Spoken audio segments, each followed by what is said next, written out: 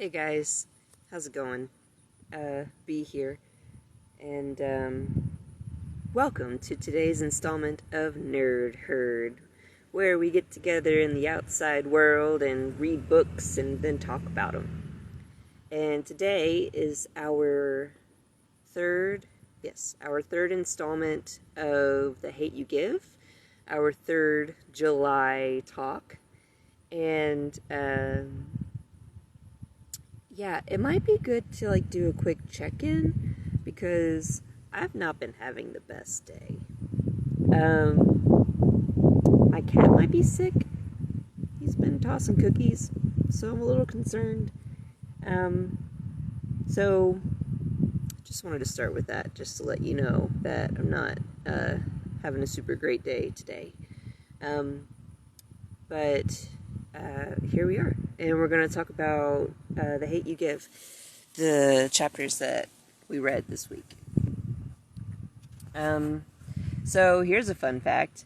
In the middle of doing my reading for this week, my copy of The Hate You Give was returned to Overdrive, so I'm going to need to check that out again. I was right in the middle of a chapter, and it was like, this book has been returned. You can no longer read it. So I was like, okay.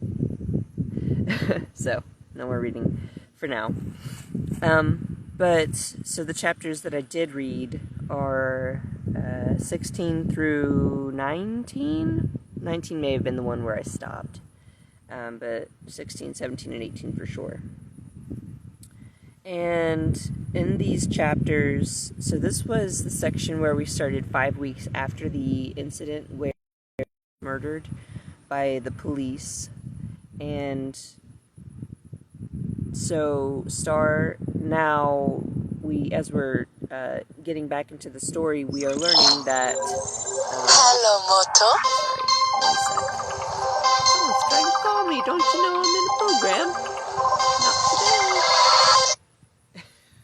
They'll leave a voicemail, probably. Right? Anyway. So Star is invited to do an interview on a national news program. And I was kind of surprised about this, that she made this decision to step out and go on a national news program. That seems like a big deal, considering in the beginning of the story she didn't want anyone to know, not even her little brother, that she was there when it happened. So she went on the national news program and did an interview and basically called out some folks. The phrase that Angie Thomas uses is dry snitching. So, hinting, how I understand it is you're hinting towards something, and people who know what's going on know what you're saying, but you're not blatantly saying, Joe did this there with the candlestick, right? So, I feel like that's kind of dangerous, because that put a target on Star a little bit, and soon after that, their house in Garden Heights is vandalized. Someone drives by and does a drive-by shooting and throws a brick in their front window, and we don't know who did that. It might have been retaliation from someone, either the gang or the police. It's not known at this point. What is notable is that her dad decided to call in his gang friends to help protect them that night, and it makes sense in a way if you don't trust the police, but at the same time it feels really unsafe. So, yeah. But I have a couple of questions that I wanted to discuss with you all. So, one of these is, well, first I wanted to start with a quote. In chapter 18 and previous chapters, Star gets told that she's brave, and she doesn't feel brave. And throughout the whole time, I just wanted to tell her, being brave doesn't mean that you feel brave, right? It just means that you do things despite not feeling brave. And so in chapter 19, her mom points this out to her and says, brave doesn't mean you're not scared. It means you go on even if you're scared. And I'm so glad that her mom got around to saying that to Star. I was waiting for that revelation to happen for her. But Star's mom also has a quote in chapter 9 that I thought was powerful. And she says, sometimes you can do everything right and things will still go wrong. The key is to never stop doing right. And, I feel like this is applicable in a lot of different situations. A hard thing, I think, to kind of live with is that even though you are a good person, doesn't mean that other people behave as good people, right? So that stinks.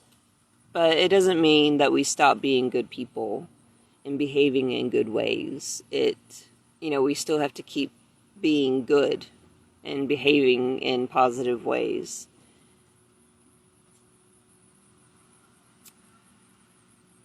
But also, you can try your hardest and do your very best, and sometimes it just doesn't work out. And, the important thing to remember is that that's not a reflection of you. That it could be, anything could cause things to not go the way that you had planned. I think about marching band. I don't know how many of you all are in marching band, but, if you're in a really good competitive band, likely you will go to competitions, right, where you compete against other marching bands, and sometimes you'll get scores, sometimes you'll get placed. There's, statewide competitions, there's nationwide competitions, and these are like the best of the best marching bands, right? And, not everyone can get first place. And just because you don't get first place does not mean that you are not an excellent band. It just means that someone else maybe had an edge that day, It just wasn't your time. But that doesn't mean that you throw your drumsticks down and toss your flute in the air and say, I'm done. You keep going. Because it's the right thing to do. You're playing music because you enjoy it, and that's your reason, not to win competitions, right? So I guess the message here is that doing right and still doing right even when things go wrong shows your integrity, and it's important to continue to do right even when things go wrong. Sometimes it's hard to remember, but you gotta do it. Let's see. There was one other question that I wanted to talk about with you all. And that is... I'll just tell you what it is. Star talks about being different versions of herself based on different situations.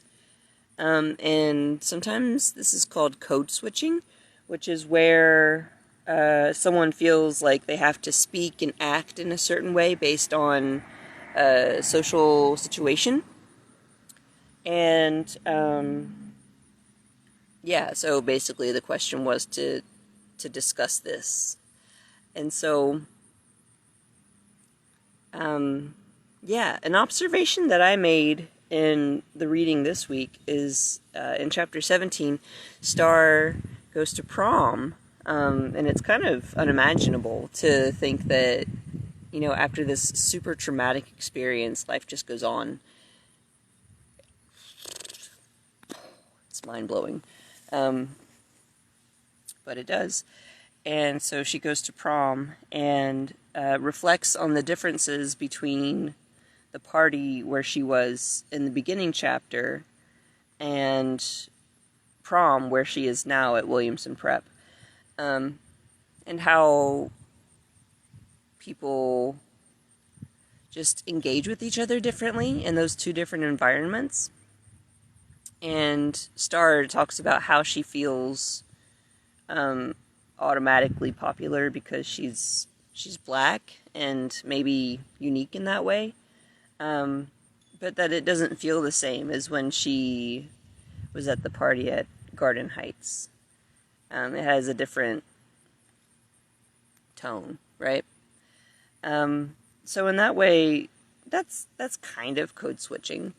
I think about code switching in specifically when it comes to my job. So sometimes I work with people who are of an older generation than I am, and I find that the way of speaking for folks who are of an older generation is a little different. And so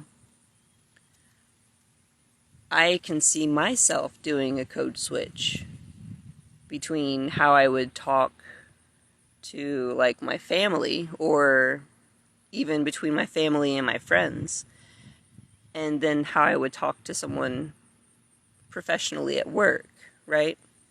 So, all these different things. What else is there to say?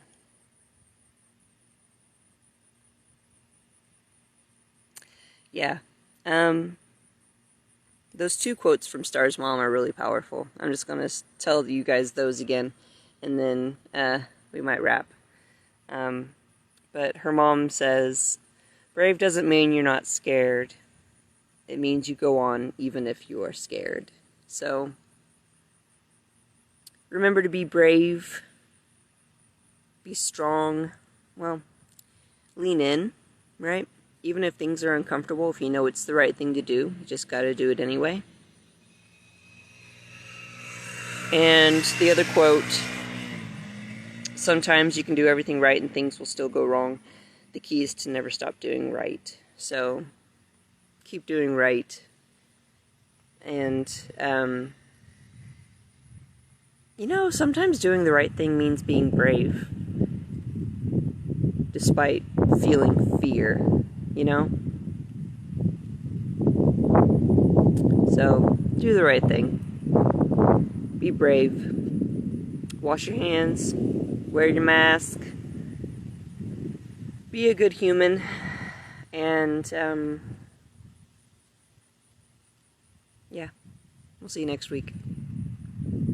I will recheck out The Hate You Give so that I can finish it. I think I have like 30% left of the book, and so next week we will talk about the end of the book. Maybe. If I read that much. I should be able to read that much. Yeah, that'd be easy. Alright. So you all take care. We'll see you next week.